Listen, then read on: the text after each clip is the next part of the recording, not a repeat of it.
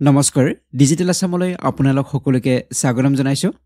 আজিৰ weekly current এফেয়াৰ্ছৰ ভিডিঅ'ত আমি আলোচনা কৰিম 2 ফেব্ৰুৱাৰীৰ পৰা 8 ফেব্ৰুৱাৰীলৈকে যিখিনি মোষ্ট ইম্পৰ্টেন্ট কুৱেশ্যন এই সপ্তাহটোৰ আমি সকলোখিনি আলোচনা কৰিম বিশেষকৈ এই ভিডিঅ'টিৰ জৰিয়তে আমি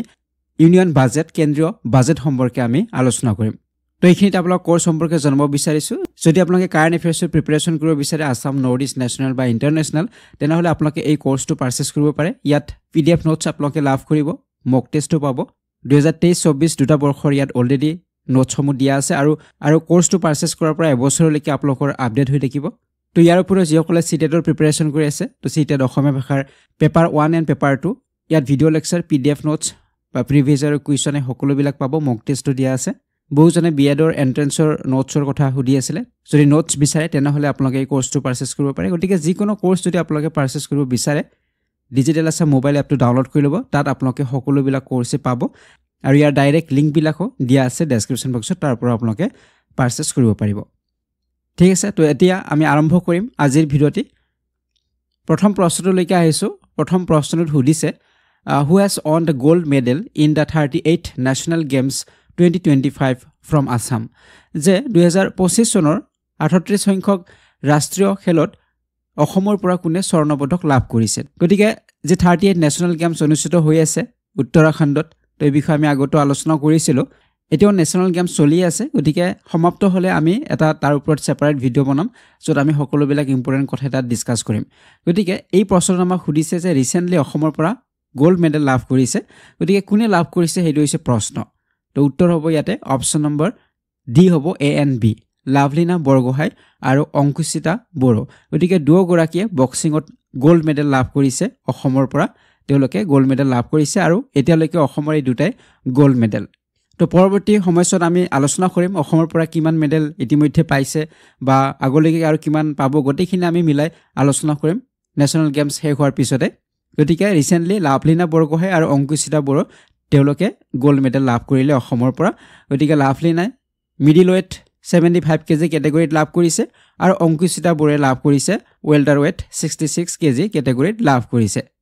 তো ইয়াৰ ওপৰত গোল্ডৰ উপৰিও ব্ৰঞ্জ সিলভাৰ এইবিলাক মেডেল লাভ কৰিছে এতিয়ালৈকে টোটাল 31 মেডেল লাভ কৰিছে অসমে গতিকে গোটেইবিলাক আমি পৰৱৰ্তী সময়ত সেপাৰেট ভিডিঅ' এটাত আলোচনা কৰিম ঠিক আছে তো নেক্সট এতিয়া কুৱেশ্যনলৈকে আহিম কুৱেশ্যন নম্বৰ 2 লৈকে ইয়াতে সুধিছে finance minister Nirmala Sitharaman announced setting up of a new urea plant at Namrup in Assam. Its annual production capacity will be. যে বিত্তমন্ত্ৰী নিৰ্মলা সীতাৰমণে অসমৰ নামৰূপত নতুন ইউৰিয়া প্লান্ট স্থাপন কৰাৰ কথা ঘোষণা কৰিছে যে ৰিসেন্টলি ইউনিয়ন বাজেট ঘোষণা কৰা হল এই বাজেটত ঘোষণা কৰা হৈছে যে অসমৰ নামৰূপত নতুন এটা ইউৰিয়া প্লান্ট স্থাপন কৰা হ'ব গতিকে প্ৰশ্নটো আমাক সুধিছে যে ইয়াৰ বাৰ্ষিক উৎপাদনৰ ক্ষমতা কিমান হ'ব কিমান উৎপাদন কৰিব বছৰত হেতু হৈছে ইয়াৰ প্ৰশ্ন কেপাসিটি কিমান হ'ব তো ইয়াৰ উত্তৰটো হ'ব অপচন নম্বৰ বি হ'ব 12.7 লাখ টনছ গতিকে 12.7 লাখ টন বছৰি উৎপাদন কৰিব পাৰিব এই ইউৰিয়া প্লান্টটোত গতিকে মনত ৰাখিব লাগিব অসমৰ ক'ত স্থাপন কৰা হ'ব নামৰূপত স্থাপন কৰা হ'ব ইউৰিয়া প্লান্ট যাৰ কেপাসিটি হ'ব বছৰত 12.7 লাখ টনছ প্ৰডাকশন কৰিব পাৰিব বছৰত ঠিক আছে তো এই পইণ্টটো আপোনালোকে মনত ৰাখিব ইম্পৰ্টেন্ট হ'ব এতিয়া আমি নেক্সট কুৱেশ্যনলৈকে আহিম কুৱেশ্যন নম্বৰ 3 লৈকে ইয়াতে সুধিছে what is the allocation for the development of railway infrastructure in the northeast in the 2025-26 budget গতিকে 2025-26 চনৰ বাজেটত উত্তৰ পূৰ্বাঞ্চলৰ ৰেল আন্তঃগাঁথনিৰ উন্নয়নৰ বাবে কিমান আবণ্টন কৰা হৈছে কিমান টকা আবণ্টন কৰা হৈছে এই ইউনিয়ন বাজেটত কাৰ বাবে development of railway infrastructure in the north east গতিকে উত্তৰ পূৰ্বাঞ্চলৰ যি ৰেল আন্তঃগাঁথনি ইয়াৰ উন্নয়নৰ বাবে কিমান আবণ্টন কৰা হৈছে হেতু হৈছে প্ৰশ্ন তো ইয়াৰ উত্তৰটো হ'ব অপচন নম্বৰ বি হ'ব 10,440 crore 10,440 কোটি টকা আবণ্টন কৰা হৈছে ইউনিয়ন বাজেটত উত্তৰ পূৰ্বাঞ্চলৰ ৰেল আন্তঃগাঁথনিৰ উন্নয়নৰ বাবে গতিকে নতুন ৰেল লাইনৰ সংযোগ বা যিবিলাক অলৰেডি চলি আছে সেইবিলাকৰ কাম সম্পূৰ্ণ কৰা হ'ব আৰু যি ইলেক্ট্ৰিফিকেশন কৰা হ'ব সেই ইলেক্ট্ৰিফিকেশনৰ কামবিলাকো কমপ্লিট কৰা হ'ব গতিকে ইয়াত ধৰা হৈছে আবণ্টন কৰা হৈছে উত্তৰ পূৰ্বাঞ্চলৰ ৰেল আন্তঃগাঁথনিৰ উন্নয়নৰ বাবে 10,440 কোটি টকা ঠিক আছে তো এনে ধৰণৰ ইম্পৰ্টেন্ট পইণ্টছ বিলাক আমি জানিব লাগিব ইউনিয়ন বাজেটৰ নেক্সট আমি কুৱেশ্যনলৈকে আহিম এতিয়া কুৱেশ্যন নম্বৰ 4 লৈকে ইয়াতে সুধিছে what is the allocation for the ministry of development of northeastern region donor in the 2025-26 budget যে 2025-26 চনৰ বাজেটত উত্তৰ পূব অঞ্চলৰ উন্নয়ন মন্ত্ৰালয়ৰ বাবে কিমান আবণ্টন কৰা হৈছে গতিকে উত্তৰ পূব অঞ্চলৰ উন্নয়ন মন্ত্ৰালয় যাক আমি ডনাৰ মিনিষ্ট্ৰী বুলি জানো development of north eastern region গতিকে ডনাৰ মিনিষ্ট্ৰী বুলি আমি জানো গতিকে ইয়াৰ বাবে কিমান আবণ্টন কৰা হৈছে ডনাৰ মিনিষ্ট্ৰীৰ বাবে তো সেইটো হৈছে ইয়াৰ প্ৰশ্ন তো ইয়াৰ উত্তৰটো হ'ব অপশ্যন নম্বৰ এ হ'ব 5,915 crore 5,915 কোটি টকা আবণ্টন কৰা হৈছে ডনাৰ মিনিষ্ট্ৰীৰ বাবে গতিকে ৰিসেন্টলি যি ইউনিয়ন বাজেট ঘোষণা কৰা হ'ল তাত এলোকেট কৰা হৈছে ডনাৰ মিনিষ্ট্ৰীৰ বাবে 5,915 কোটি টকা আৰু এইবাৰ ইনক্ৰিজ কৰা হৈছে আমি যদি আগৰ চাও আগৰ তুলনাত এইবাৰ 47% ইনক্ৰিজ কৰা হৈছে এই যেটো এমাউন্ট দিয়া হৈছে এটো ইনক্ৰিজ কৰা হৈছে যথেষ্ট পৰিমাণে কিহৰ বাবে নৰ্থ ইষ্টৰ ডেভেলপমেন্টৰ বাবে কৰা হৈছে গতিকে এই ডনাৰ মিনিষ্ট্ৰীৰ আন্ডাৰত যিখিনি এলোকেশন কৰা হৈছে তো ইয়াৰ আন্ডাৰত বিভিন্ন ডেভেলপমেন্টাল কামবিলাক কৰা হ'ব এই 5,915 কোটি টকাৰ জৰিয়তে তো ইয়াৰ উপৰে আমি যদি চাও ইয়াত স্পেশাল ডেভেলপমেন্ট পেকেজ দিয়া হৈছে ডনাৰ মিনিষ্ট্ৰীৰ আন্ডাৰত দিয়া হৈছে ডনাৰ মিনিষ্ট্ৰীৰ আন্ডাৰতে দিয়া হৈছে স্পেশাল ডেভেলপমেন্ট পেকেজ কাৰ বাবে দিয়া হৈছে অটোনমাস কাউন্সিলৰ বাবে যেনে ধৰক 50 কোটি টকা বড়োলেণ্ড টেৰিটৰিয়েল কাউন্সিলৰ বাবে আৰু 50 কোটি টকা দিয়া হৈছে কাৰ্বি আংলং অটোনমাস কাউন্সিলৰ বাবে ঠিক তেনেদৰে ডিমা হাছাও অটোনমাস কাউন্সিলৰ বাবে 100 crore দিয়া হৈছে বা এলোকেট কৰা হৈছে ঘোষণা কৰা হৈছে ঠিক আছে তো এইখিনি আসলে স্পেশাল ডেভেলপমেন্ট পেকেজ হয় অটোনমাস কাউন্সিলৰ বাবে গতিকে এই পইণ্টছ বিলাক আমি মনত ৰাখিব লাগিব এইবিলাক পইণ্টছৰ ওপৰত আমাক কোৱেশ্চন সুধিব পাৰে আৰু বিশেষকৈ নৰ্থ ইষ্ট বা আসাম এইবিলাকৰ ওপৰত আমাক প্ৰশ্ন সুধিব পাৰে আমাৰ ষ্টেট লেভেল এক্সাম বিলাকত তো এতিয়া আমি আলোচনা কৰিম বাকি কিছু ইম্পৰ্টেন্ট কোৱেশ্চন আমি আলোচনা কৰিম ইউনিয়ন বাজেটৰ ওপৰত কোৱেশ্চন নম্বৰ 5 লৈকে আহিছো এতিয়া তো কোৱেশ্চন নম্বৰ 5 ত সুধিছে as per budget 2025 how many Atal tinkering labs are planned to be set up in the government schools over the next 5 years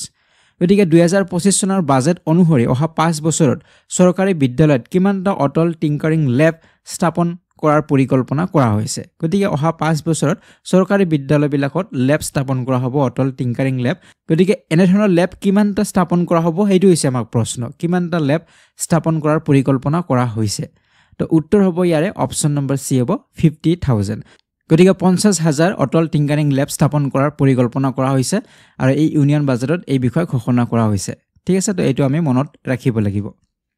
গতিকে এই বাজেটত আমি যদি চাও STEM science technology engineering mathematics তো এইবিলাকৰ ওপৰত যথেষ্ট গুৰুত্ব দিয়া হৈছে আৰু ইয়াৰ বাবে এক্সপান্ড কৰা হৈছে অটল টিংকাৰিং ল্যাব যাক ATL বুলি কোৱা হয় 50,000 ল্যাব স্থাপন কৰা হ'ব বা 50,000 খন গভৰ্ণমেণ্ট স্কুলত এই ল্যাব স্থাপন কৰাৰ পৰিকল্পনা কৰা হৈছে অহা 5 বছৰৰ ভিতৰত গতিকে এই অটল টিংকাৰিং ল্যাবছ বিলাকৰ কাম কি তো এইবিলাক স্কুলত স্থাপন কৰা হ'ব কাৰ আন্ডাৰত স্থাপন কৰা হ'ব অটল ইনোভেশন মিশন নীতি আয়োগৰ এটা মিশন হয় এটো মনত ৰাখিব লাগিব অটল টিংকাৰিং ল্যাবছ এটা মিশন কাৰ আন্ডাৰত নীতি আয়োগৰ এটা মিশন অটল ইনোভেশন মিশন তো ইয়া স্কুলৰ ভিতৰত স্থাপন কৰা হয় আৰু ইয়াৰ জৰিয়তে DIY কিটছ ইলেক্ট্ৰনিক্সৰ ক্ষেত্ৰত হওক বা 3D প্ৰিন্টিং ৰবটিক্স এইবিলাকৰ বিষয় চৰ্চা কৰিব পাৰি এই ল্যাব বিলাকত তাৰ পিছত কোডিং বা কৃত্ৰিম বুদ্ধিমত্তাৰ বাবে AI ৰ বাবে কিছু সজুলি তো এইবিলাক ইয়াত এক্সেস কৰিব পৰা যাব গতিকে সায়েন্স টেকনলজি ইঞ্জিনিয়াৰিং ম্যাথমেটিক্স এইবিলাকক আৰু আগবঢ়াই নিয়াৰ বাবে স্কুল লেভেলত এনে ধৰণৰ আৰু অধিক 50,000 ATL স্থাপন কৰাৰ পৰিকল্পনা কৰা হৈছে তো এই পইণ্টটো আমি মনত ৰাখিব লাগিব তো এনে ধৰণৰ ইম্পৰ্টেন্ট পইণ্টছ বিলাক মই অলৰেডি যে আমাৰ কাৰেন্ট এফেয়াৰ্ছৰ পেইড কোৰ্স আছে তাত মই এটা নোটছ অলৰেডি আপলোড কৰিছো যি সকলে কোৰ্সত আছে আপোনালোকে চাই ল'ব তাত গোটেইখিনি ডিটেইলছ আপোনালোকে পাব ইম্পৰ্টেন্ট পইণ্টছ বিলাক ঠিক আছে তো এতিয়া নেক্সট আমি কোৱেশ্চনলৈকে আহিম কোৱেশ্চন নম্বৰ 6 লৈকে সো ইয়াতে সুধিছে up to what amount is no income tax payable under the new tax regime in budget 2025 গতিকে 2025 চনৰ বাজেটত নতুন কৰ ব্যৱস্থাৰ অধীনত কিমান পৰিমাণলৈকে কোনো আয়কৰ দিব নালাগে গতিকে নতুন যে বাজেট ইয়াত ঘোষণা কৰা হৈছে নিউ টেক্স ৰেজিম তো ইয়াত কিমানলৈকে টেক্স দিব নালাগিব বা ৰেহাই দিয়া হৈছে হেতু হৈছে প্ৰশ্ন তো উত্তৰ হ'ব অপচন নম্বৰ সি হ'ব 12 লাখ গতিকে 12 লাখ পৰ্যন্ত টেক্স ইয়াত ৰেহাই দিয়া হৈছে ইয়াক ৰিবেট বুলি কোৱা হৈছে টেক্স নাই তেনেধৰণৰ নহয় ইয়াক ৰিবেট বুলি কোৱা হৈছে মানে ৰেহাই দিয়া হৈছে টেক্স থাকিব সো 0 ৰ পৰা 4 লাখলৈকে কোনো টেক্স নাথাকে বা 4 ৰ পৰা 8 লৈকে 5% 8 ৰ পৰা 12 লৈকে 10% তো এনেদৰে আছে কিন্তু এই 12 লৈকে ৰিবেট কৰা হৈছে বা ৰেহাই দিয়া হ'ব ঠিক আছে আৰু যিবিলাক স্যালাৰিড টেক্স পেয়াৰ হয় তেওঁলোকৰ আৰু এডিশনাল ডিডাকশন থাকিব স্ট্যান্ডাৰ্ড যেটো ডিডাকশন 75000 ৰ গতিকে তেওঁলোকৰ লিমিট হ'ব 12,75,000 হ'ব তেওঁলোকৰ স্যালাৰিড যিবিলাক টেক্স পেয়াৰ আছে কৰ প্ৰদানকাৰী আছে তেওঁলোকৰ বাবে 12.75 লাখ হ'ব ঠিক আছে তো এটো মনত ৰাখিব লাগিব এতিয়া আইছো নেক্সট কোৱেশ্চন লৈকে কোৱেশ্চন নম্বৰ 7 লৈকে ইয়াতে সুধিছে what is the total expenditure allocated in the union budget 2025 যে কেন্দ্ৰীয় বাজেটত 2025 ত আবণ্টিত মুঠ ব্যয় কিমান গতিকে ইয়াত এক্সপেন্ডিচাৰ টোটাল এক্সপেন্ডিচাৰ কিমান ইউনিয়ন বাজেটৰ হেতু হৈছে প্ৰশ্ন তো এইবিলাক ইম্পৰ্টেন্ট হয় টোটাল এক্সপেন্ডিচাৰ কিমান এইবিলাক সুধে ৰেভিনিউ কালেকচন কিমান এইবিলাক প্ৰশ্ন আমাক সুধে গতিকে ইয়াৰ উত্তৰটো হ'ব অপচন নম্বৰ বি হ'ব 50.65 লাখ ক্ৰোৰ 50.65 লাখ কোটি টকা টোটাল এক্সপেন্ডিচাৰ টোটাল যেটো খৰচ বা মুঠ ব্যয় কিমান বুলি সুধিলে 50.65 লাখ ক্ৰোৰ হ'ব উত্তৰ ঠিক আছে তো এই পইণ্টটো আমি মনত ৰাখিব লাগিব নেক্সট এতিয়া কোৱেশ্চন লৈকে আহিম কোৱেশ্চন নম্বৰ 8 লৈকে ইয়াতে সুধিছে what is the estimated fiscal deficit for the union budget 2025 যে 2025 ৰ যে কেন্দ্ৰীয় বাজেট ইয়াৰ বিত্তীয় খাতি কিমান হ'ব বুলি অনুমান কৰা হৈছে এস্টিমেট কৰা হৈছে বিত্তীয় খাতি কিমান হ'ব fiscal deficit কিমান হ'ব তো এইবিলাক কোৱেশ্চন আমাক সুধে এক্সামত গতিকে ইম্পৰ্টেন্ট হ'ব তো ইয়াৰ উত্তৰ হ'ব অপচন নম্বৰ সি হ'ব 4.4% অফ জিডিপি গতিকে যেটো জিডিপি এই জিডিপিৰ 4.4% বিত্তীয় খাতি হ'ব বুলি অনুমান কৰা হৈছে ঠিক আছে তো এইখিনিতে কেইটামান ইম্পৰ্টেন্ট পইণ্ট আমি মনত ৰাখিব লাগিব মই ইয়াতে আপোনাক দি দিছো পইণ্টখিনি নোটছত দিয়া আছে ইয়াতে আপোনালোকে মনত ৰাখিব এইখিনি পইণ্টছ তো ইয়াত কোৱেশ্চন হিচাপে লোৱা নাই পইণ্টছখিনি আপোনালোকে মনত ৰাখিলে হ'ল গতিকে টোটাল এক্সপেন্ডিচাৰ কিমান অলৰেডি আমি পালো কোৱেশ্চনটো 50.65 লাখ ক্ৰোৰ হয় আৰু জিডিপিৰ কিমান পাৰ্সেন্ট বুলি আমাক সুধিব পাৰে তো জিডিপিৰ কিমান পাৰ্সেন্ট এক্সপেন্ডিচাৰ টোটাল এক্সপেন্ডিচাৰ তো 14.2% হ'ব ঠিক আছে তো এই দুটা পইণ্টে আমি মনত ৰাখিব লাগিব তাৰ পিছত ৰেভিনিউ এক্সপেন্ডিচাৰ কিমান বুলি সুধিব পাৰে তো ৰেভিনিউ এক্সপেন্ডিচাৰৰ কথা সুধিলে 39.44 লাখ ক্ৰোৰ হ'ব তো এটো আমি মনত ৰাখিব লাগিব আৰু জিডিপিৰ 11% হ'ব ঠিক আছে 11.0% জিডিপিৰ হয় আৰু আমাক যদি সুধে টোটাল এক্সপেন্ডিচাৰ কিমান তেতিয়া 39.44 লাখ ক্ৰোৰ হ'ব তাৰ পিছত ক্যাপিটাল এক্সপেন্ডিচাৰ কিমান হেতু সুধিব পাৰে ৰেভিনিউ এক্সপেন্ডিচাৰ ক্যাপিটাল এক্সপেন্ডিচাৰ দুটাই সুধিব পাৰে তো তেতিয়া হ'ব 11.21 লাখ ক্ৰোৰ হ'ব আৰু জিডিপিৰ কিমান পাৰ্সেন্ট হয় এইখিনি জিডিপিৰ হ'ব 3.1% আৰু দুটা মিলাই ৰেভিনিউ এক্সপেন্ডিচাৰ আৰু ক্যাপিটাল এক্সপেন্ডিচাৰ দুটা মিলালে আমাৰ হ'ব টোটাল এক্সপেন্ডিচাৰ আৰু টোটাল হ'ব আমাৰ 50.65 লাখ ক্ৰোৰ হ'ব গতিকে এই গটেখিনি মনত ৰাখিব লাগিব আমাক টোটাল এক্সপেন্ডিচাৰো সুধিব পাৰে আমাক ৰেভিনিউ এক্সপেন্ডিচাৰো সুধিব পাৰে বা ক্যাপিটাল এক্সপেন্ডিচাৰো আমাক সুধিব পাৰে গতিকে গটেখিনি পইণ্টছ আমি ইয়াতে মনত ৰাখিব লাগিব ঠিক তেনেদৰে আমাৰ টোটাল যেটো ৰিসিভড আদাৰ দেন বৰোইংছ আমাক যদি সুধে যে আমি কিমান ৰিসিভ কৰিম borrowing খিনি বাদ দি ধাৰ বা ঋণ খিনি বাদ দি তেতিয়া হ'ব আমাৰ 34.96 লাখ ক্ৰোৰ হ'ব ঠিক আছে এই পইণ্টটো মনত ৰাখিব লাগিব 34.96 লাখ ক্ৰোৰ এইখিনি borrowings খিনি বাদ দি যিখিনি আমাৰ ৰিসিভ কৰা হ'ব এইখিনি তো ইয়াত আমি যদি চাও ৰেভিনিউ ৰিসিভ কিমান হ'ব আমাক সুধিব পাৰে যেনদৰে ৰেভিনিউ এক্সপেন্ডিচাৰ সুধিছে তো আমি কিমান আমাৰ ইনকাম কিমান হেতু আমাক সুধিব পাৰে ৰেভিনিউ ৰিসিভ কিমান ৰেভিনিউ ইনকাম বুলি ধৰি ললো তো এটো আমাৰ কিমান হ'ব তো 30.20 লাখ ক্ৰোৰ হ'ব আৰু যেটো নেট ট্যাক্স ৰিসিভ হ'ব আমি যিখিনি ট্যাক্স পাম ৰিসিভ কৰিম নেট তো সেইখিনি হ'ব 28.37 লাখ ক্ৰোৰ হ'ব আৰু নন ট্যাক্স ৰিসিভ হ'ব যিখিনি আমি ট্যাক্সৰ পৰা আমাৰ নাহে আন সোৰ্সৰ পৰা আমাৰ আহিব তো অকল ট্যাক্সৰ পৰা যে ইনকাম হয় তেনে ধৰণৰ নহয় আন সোৰ্সৰ পৰা যিখিনি ইনকাম হ'ব এইখিনি হৈছে নন ট্যাক্স ৰিসিভ আৰু 5.83 লাখ ক্ৰোৰ হ'ব তো একিটা আমি ইয়াত মনত ৰাখিবলৈ চেষ্টা কৰিব লাগিব কাৰণ আমাক এনে ধৰণৰ প্ৰশ্ন আমাক সুধে যে ৰেভিনিউ ৰিসিভ কিমান হ'ব ৰেভিনিউ এক্সপেন্ডিচাৰ কিমান হ'ব তো তেনে আমাক প্ৰশ্ন সুধিব পাৰে তো পাৰিলে আমি পইণ্টছখিনি মনত ৰাখিবলৈ ট্ৰাই কৰিব লাগিব আৰু ফিস্কেল ডেফিচিট এস্টিমেট কৰা হৈছে 4.4% অফ জিডিপিৰ 4.4% ঠিক আছে তো এই গোটেই পইণ্টছখিনি মনত ৰাখিব এতিয়া আমি নেক্সট কুৱেশ্যনলৈকে আহিম কুৱেশ্যন নম্বৰ 9 লৈকে ইয়াতে সুধিছে what is one of the four engines of development highlighted in the union budget 2025 যে কেন্দ্ৰীয় বাজেটত 2025 ত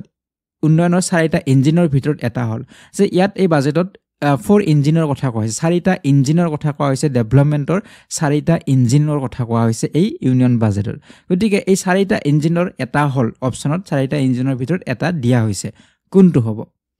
তো ইয়াৰ উত্তৰটো হ'ব অপচন নম্বৰ সি হ'ব MSMEs micro small and medium enterprises তো এইটো হৈছে এটা ইঞ্জিন 4টা ইঞ্জিনৰ ভিতৰত তো 4টা ইঞ্জিন কি কি হেখিনি আমি জানিব লাগিব তো প্ৰথমটো হৈছে এগ্ৰিকালচাৰ প্ৰথম ইঞ্জিন বুলি কোৱা হৈছে এগ্ৰিকালচাৰ প্ৰথমটো ইঞ্জিন ডেভেলপমেণ্টৰ তো ইয়াত এলোকেট কৰা হৈছে 1.3 লাখ ক্ৰোৰ এলোকেট কৰা হৈছে 25-26 ৰ বাবে আগত 24-25ত 1.32 লাখ ক্ৰোৰ দিয়া হৈছিল কিন্তু এইবাৰ ইনক্ৰিজ কৰা হৈছে 1.3 লাখ ক্ৰোৰ দিয়া হৈছে এইবাৰ গতিকে এগ্ৰিকালচাৰৰ ক্ষেত্ৰত যথেষ্ট উন্নয়নৰ কৰিব লাগিব আৰু এগ্ৰিকালচাৰ হৈছে আমাৰ ডেভেলপমেণ্টৰ প্ৰথমটো ইঞ্জিন বুলি কোৱা হৈছে এই বাজেটত তো এইখিনি আমি মনত ৰাখিব লাগিব নেক্সট আমাৰ আহিব MSMEs যিবিলাক আমাৰ micro small and medium enterprise আছে কাৰণ এই মাইক্ৰো বা স্মল মিডিয়াম এণ্টাৰপ্ৰাইজ বিলাকৰ যদি উন্নতি হয় বা এইবিলাকৰ ক্ষেত্ৰত যদি ইনভেষ্টমেণ্ট কৰা হয় বা তাৰ জৰিয়তে আমাৰ মেনুফেকচাৰ যি হ'ব বা এক্সপৰ্ট হ'ব তো এইবিলাকৰ জৰিয়তে যথেষ্ট পৰিমাণে আমাৰ দেশৰ ডেভেলপমেণ্ট হ'ব গতিকে এই MSMEs বিলাকক সেকেন্ড ইঞ্জিন বুলি কোৱা হৈছে আৰু অলৰেডি 1 crore ৰেজিষ্টাৰ্ড MSMEs আছে 1 crore অলৰেডি আছে আৰু এই MSMEs বিলাকে মাইক্ৰো স্মল আৰু মিডিয়াম যিবিলাক এণ্টাৰপ্ৰাইজ আছে এইবিলাকে 7.5 crore মানুহক এতিয়ালৈকে চাকৰি দিছে বা জব দিছে কৰ্মসংস্থাপন দিছে 36% মেনুফেকচাৰ কৰিছে 45% এক্সপৰ্ট কৰিছে এই MSMEs বিলাকে গতিকে এইটো হৈছে আমাৰ দেশৰ ডেভেলপমেণ্টৰ সেকেন্ড বা দ্বিতীয় ইঞ্জিন তো আমি মনত ৰাখিব লাগিব প্ৰথম ইঞ্জিন কি দ্বিতীয় ইঞ্জিন কি তৃতীয় ইঞ্জিন হৈছে investment as the third engine the ইনভেষ্টমেণ্টও কৰিব লাগিব তো ইনভেষ্টমেণ্টৰ ক্ষেত্ৰত আমি অলৰেডি কি পালোঁ যিবিলাক আমি অলৰেডি পাইছোঁ যে অটল টিংকাৰিং লেব স্থাপন কৰা হ'ব তো এইবিলাক হৈছে ইনভেষ্টমেণ্ট এইবিলাকৰ ফলতো আমাৰ লাভ হ'ব কিন্তু এইবিলাক ইনভেষ্টমেণ্টত ধৰা হ'ব তো জ্ঞান ভাৰতম মিছন লঞ্চ কৰা হ'ব তো এইবিলাকত ইনভেষ্ট হ'ব 2047 চনৰ ভিতৰত 1000 গিগাৱাট পাৰমাণৱিক শক্তি স্থাপন কৰাৰ লক্ষ্য ৰখা হৈছে গতিকে এইবিলাক হৈছে ইনভেষ্টমেণ্ট তো এইবিলাকো আমাৰ ডেভেলপমেণ্টৰ দ্বিতীয়টো ইঞ্জিন বুলি ইয়াত কোৱা হৈছে আৰু 4 নম্বৰ যিটো ইঞ্জিন হ'ব সেইটো এক্সপৰ্টছ যে আমাৰ যিমানেই এক্সপৰ্ট হ'ব আমাৰ দেশৰ পৰা হিমানেই আমাৰ কি হ'ব দেশখনৰ উন্নয়ন হ'ব গতিকে এই এক্সপৰ্টটো হৈছে আমাৰ ফৰ্থ ইঞ্জিন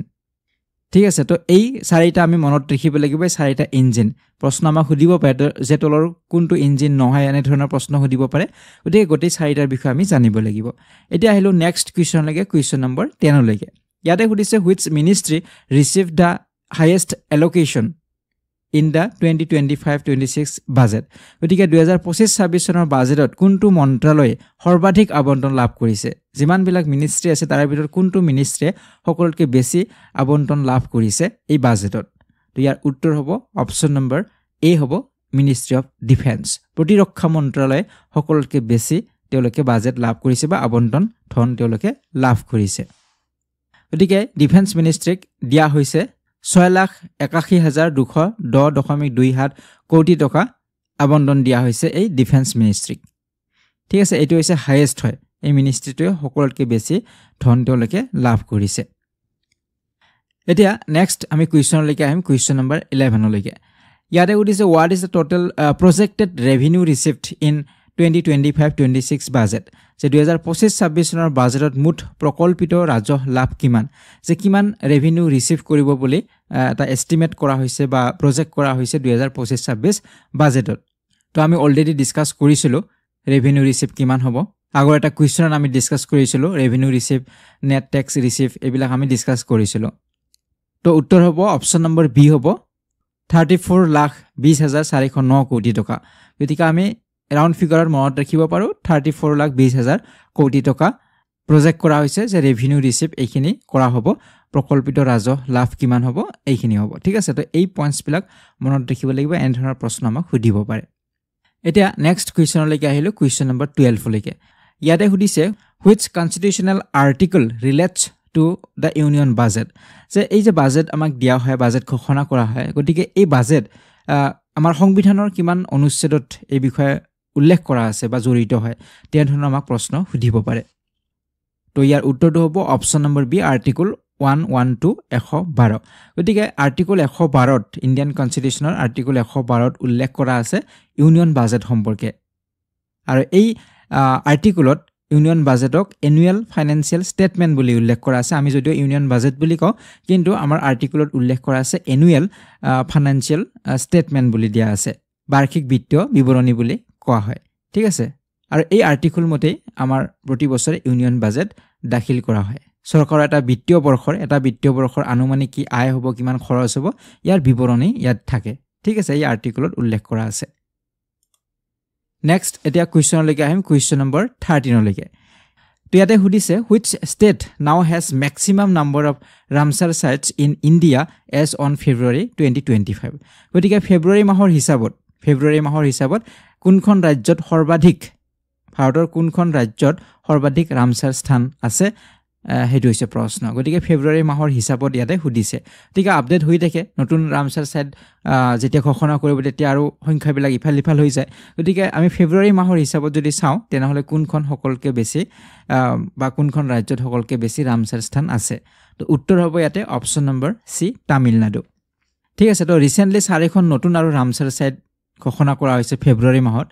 তো এখন হৈছে ঝাৰখণ্ডৰ উধৱা হ্ৰদ তাৰ পিছত তামিলনাডুৰ দুখন থিৰথাংগল আৰু সাকাৰকট্টাই সিকিমৰ আছে খেসোপালৰি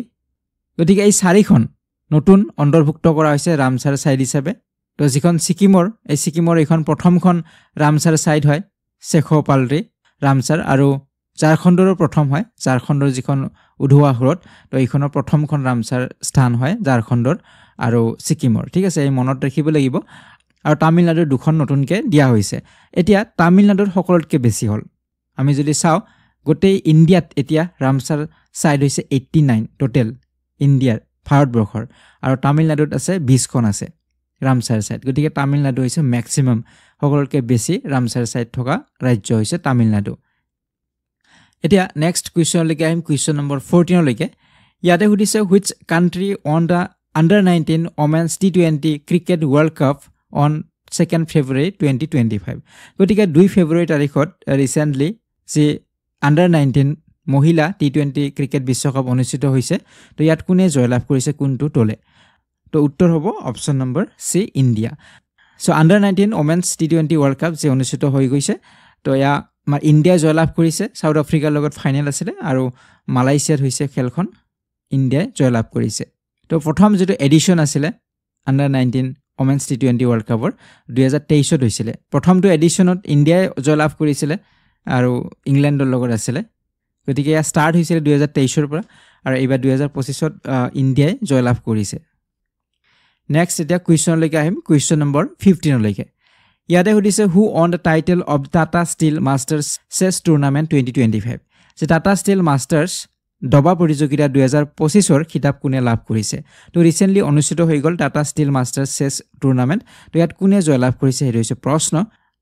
তো ইয়াৰ উত্তৰ হ'ব অপচন নম্বৰ এ আৰ প্ৰজ্ঞানন্দ গতিকে আৰ প্ৰজ্ঞানন্দই লাভ কৰিছে Tata Steel Masters chess tournament তো গুকেশ ডিক পৰাজিত কৰি তেখেতে জয়লাভ কৰিছে ঠিক আছে এটো মনত ৰাখিব লাগিব গতিকে 87 এডিশন আছিল এইবাৰ টাটা ষ্টীল চেছ মাষ্টাৰ্ছ টাইটেল 2025 যি অনুষ্ঠিত হৈছে নেদাৰল্যান্ডৰ অনুষ্ঠিত হৈছে তো আৰ প্ৰজ্ঞানন্দ তেখেতে জয়লাভ কৰিছে এটো মনত ৰাখিব লাগিব আৰু যেটো চ্যালেঞ্জাৰ ইভেন্ট বুলি কোৱা হয় চ্যালেঞ্জাৰ ইভেন্ট টাটা ষ্টীল চেছ টুৰ্নামেণ্টৰ এটো জয়লাভ কৰিছে চেক ৰিপাব্লিকৰ থাইডাইভানে জয়লাভ কৰিছে গতিকে আৰ প্ৰজ্ঞানন্দ তেখেতে বহু বছৰৰ মূৰত ইণ্ডিয়াক প্ৰাউড কৰাৰ এটা সুযোগ দিছে কাৰণ 2006 চনত লাভ কৰিছিল বিশ্বনাথন আনন্দে তেখেতে লাভ কৰিছিল 2006 চনত এই মাষ্টাৰ্ছ টাইটেল লাভ কৰিছিল তাৰ পিছত আৰু কোনো ইণ্ডিয়ানে লাভ কৰা নাছিল আৰু এইবাৰ লাভ কৰিছে আৰ প্ৰজ্ঞানন্দই সো ইয়াৰ আগত যদি আমি চাওঁ 5 বাৰ বিশ্বনাথন আনন্দে লাভ কৰিছিল 1989 ত পাইছিল 1998 ত পাইছিল 2003 ত পাইছিল 2004 ত পাইছে আকৌ 2006 ত পাইছিল তাৰ পিছত আৰু কোনো ইণ্ডিয়ানে পোৱা নাছিল কিন্তু এইবাৰ লাভ কৰিলে আৰ প্ৰজ্ঞানন্দই ঠিক আছে তো এতিয়া আইছো আজিৰ ভিডিওটিৰ শেষৰটি প্ৰশ্ন কুৱেশ্যন নম্বৰ 16 লৈকে ইয়াতে সুধিছে what is the theme of the world cancer day 2025 observed on February 4th যে 4 ফেব্ৰুৱাৰীত পালন কৰা বিশ্ব কৰ্কট দিৱস 2025 ৰ বিষয়বস্তু কি যে বিশ্ব কৰ্কট দিৱস পালন কৰা হল ওয়াৰ্ল্ড ক্যান্সাৰ ডে 4 ফেব্ৰুৱাৰী তাৰিখত গতিকে বিষয়বস্তু কি আছিল হেতু হৈছে প্ৰশ্ন তো উত্তৰ হ'ব অপচন নম্বৰ সি হ'ব ইউনাইটেড বাই ইউনিক ইউনাইটেড বাই ইউনিক হৈছে এই বছৰৰ বিষয়বস্তু আছিলে তো আমি মনত ৰাখিব লাগিব